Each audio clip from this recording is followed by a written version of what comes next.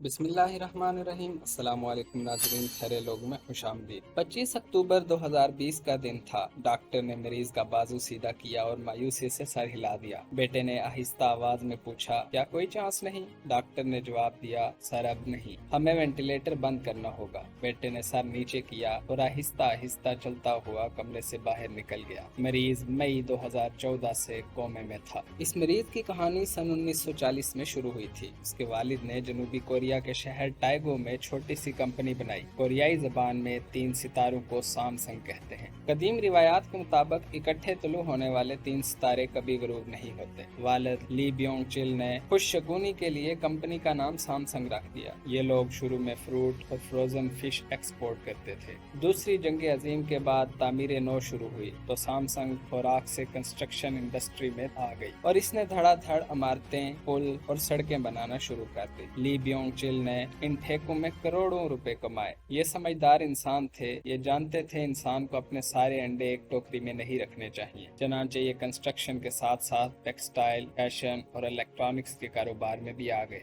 Group बड़ा होता चला गया।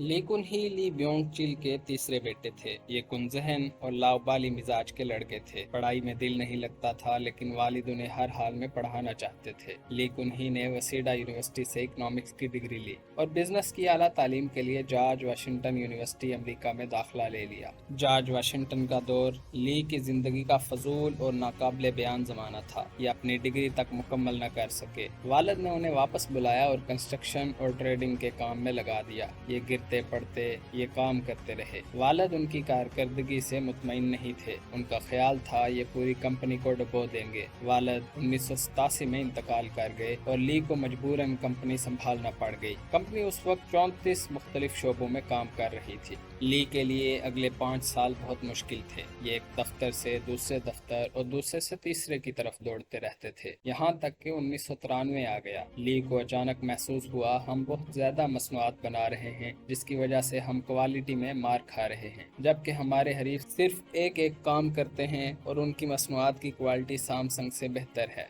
ली को महसूस हुआ हमने अगर अपने हरीफों को क्वालिटी में मार न दी तो हम पिट जाएंगे। चनांचे उसने एक दिन अपने तमाम एग्जेक्टिव्स को जमा किया और उनसे कहा, हम आज से अपनी बीवी और बच्चों के अलावा सब कुछ बदल रहे हैं। तुम लोग नुकसान की परवाह न करो। हम अगर फुटपाथ पर भी आ जाएं तो भी कोई मसला नहीं। आप बस सिर्फ और सिर्फ क्वालिटी पर तवज्जो दें। हमारी प्रोडक्ट्स हर सूरत मार्केट में नंबर 1 होनी चाहिए। सैमसंग के लोगों को गारंटी होना चाहिए। ये मेजर शिफ्टिंग थी। कंपनी की इंतजामिया ने उन्हें समझाने की कोशिश की, लेकिन वो डटे रहे। वो हर किस्म का नुकसान बर्दाश्त करने के लिए भी तैयार थे। एग्जेक्टिव्स ने हार मान ली और तादाद की बजाय मायार पर चले गए। शुरू के साल बहुत मुश्किल थे। कंपनी के गोदाम कबाड़ खाना बन गए। मार्केट में सैमसंग का अंबार लग गया। लोग इसके साइन बोर्ड्स के करीब से भी नहीं गुजरते थे। डिस्ट्रीब्यूटर्स तक भाग गए, मगर ये पीछे न हटे। 1995 में एक तरफ कंपनी का बेड़ा गर्क हो गया और दूसरी तरफ ली कुन ही पर जनूबी कोरिया के सदर रूह ताए वू को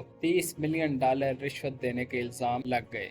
ये तफ्तीश, इंक्वायरियां और अदालती मुकदमात का सामना भी करने लगे। वो दौर मुश्किल था, मगर उस दौर ने उन्हें पिघला कर कुंदन बना दिया। ये निखरते चले गए। सैमसंग उस दौरान टेलीविजन की इंडस्ट्री में आ गया और इसका टीवी देखते ही देखते मार्केट लीडर बन गया और ये चंद माह में पैदावार, मायार और फरोख्त में सोनी को बहुत पीछे छोड़ गया। यू कंपनी 2006 में आला मायार का गारंटी कार्ड बन गई। ये हर घर तक पहुंच गई। ली कुन ही ने 1998 में स्मार्टफोन्स का यूनिट भी लगा लिया। ये यूनिट गैलेक्सी कहलाता था। गैलेक्सी मार्केट में आया और इसने कुश्ते के पुश्ते लगा दिए। ये भी देखते ही देखते आलमी ब्रांड बन गया, जिसके बाद सैमसंग $350 बिलियन की कंपनी बन गई। ली कुन ही को फोर्ब्स ने 2014 में दुनिया के 100 बासर तरीन लोगों की लिस्ट में शामिल कर लिया और ये कोरिया का अमीर तरीन शख्स भी बन गया। ये स्टेट से भी अमीर हो गया। ली कुन ही की कामयाबी का पहला स्टोन टेक्नोलॉजी थी। सैमसंग का R&D बहुत मजबूत है। इसने अहल तरीन सॉफ्टवेयर और हार्डवेयर इंजीनियर्स भर्ती कर रखे हैं, जिनकी वजह से ये ग्रुप पिछले 10 बरसों से मार्केट को लीड कर रहा है। दूसरा, ये ग्रुप मयार पर कंप्रोमाइज नहीं करता। आप उनकी कोई प्रोडक्ट उठा कर देखें, पैकिंग से लेकर साइज तक आपको इसके मयार हैरान कर देंगे। और तीसरा, ली कुन ही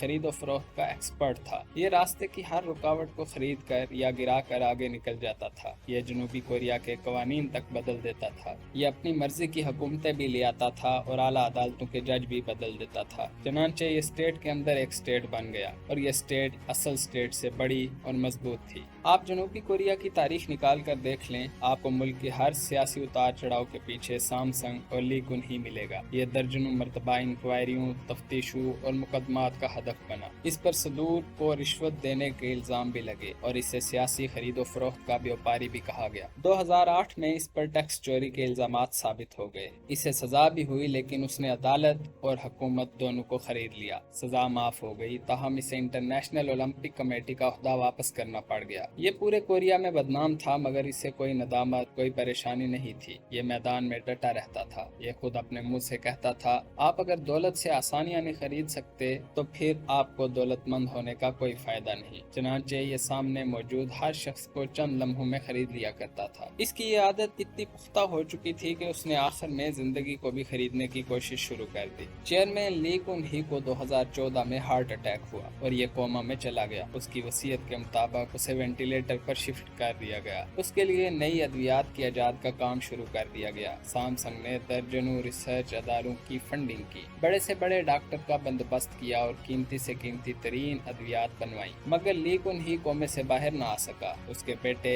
ली जाए योंग ने कंपनी की उनान संभाल ली। ये अपने वालिद को एक बार अपने पांव पर खड़ा देखना चाहता था। उसकी शदीद ख्वाहिश थी कि ये एक बार अपने मुंह से बोलें, ये अपने हाथ से खाएं और एक बार, जी हाँ एक बार, अपनी खुली आंखों से सैमसंग की नई स्क्रीन देखें। लेकिन ली जाए योंग की कोई कोशिश बराबर न हो सकी और यूं 25 अक्टूबर 2020 की वो शाम आ गई जब डॉक्टरों ने मायूसी का ऐलान कर दिया। ली कुन ही कोमे के आलम में इंतकाल कर गया और उसका जिस्म ठंडा हो रहा था। डॉक्टर ने उसका बाजू साइड पर रखा और मायूसी में सर हिला दिया। सैमसंग का मालिक मर चुका था, लेकिन मरने के बावजूद उसके अकाउंट में $20 बिलियन थे और ये $350 बिलियन की कंपनी का मालिक था। मगर $350 बिलियन की कंपनी और $20 बिलियन के अकाउंट्स मौत का मुकाबला न कर सके। मुसाफिर 6 साल की तवील नींद के बाद अगले सफर पर रवाना हो गया। लेकिन ही की मौत ने एक बार फिर साबित कर दिया, इंसान दुनिया में दौलत के जरिए सब कुछ खरीद सकता है, लेकिन ये कितना ही बड़ा व्यापारी क्यों ना हो जाए, ये एक भी इजाफी सांस नहीं खरीद सकता और उसके पास कुदरत के सामने हारने के सिवा कोई चारा नहीं होता। कहते हैं इंसान अगर जिंदगी खरीद सकता तो हम आज भी नमरूद और फिरौन की खुदाई में सांस ले रहे होते। मौत वो अमर रब्बी है जिसके जरिए अल्लाह ली कुन ही जैसे लोगों को ये पैगाम देता है, जाओ तुम जितना भाग सकते हो भाग लो, लेकिन तुमने आखिर मेरे पास ही आना है। मैं तुम्हें कायनात के किसी कोने में छुपने नहीं दूंगा और ये छुपने देता भी नहीं। तारीख इंसानी खुदाओं का कब्रिस्तान है। आप किसी दिन तारीख के कब्रिस्तान में झांक कर देखें, आपको हर कब्र में कोई न कोई ऐसा शख्स लेटा मिलेगा जो खुद को नागुज़ीर ही समझता था और नाकाबिल शिकस्त भी। लेकिन फिर क्या हुआ? सुन किंग से लेकर मून क्वीन तक दुनिया के हर नागुज़ीर के लिए मिट्टी आखिरी लिहाज साबित हुई।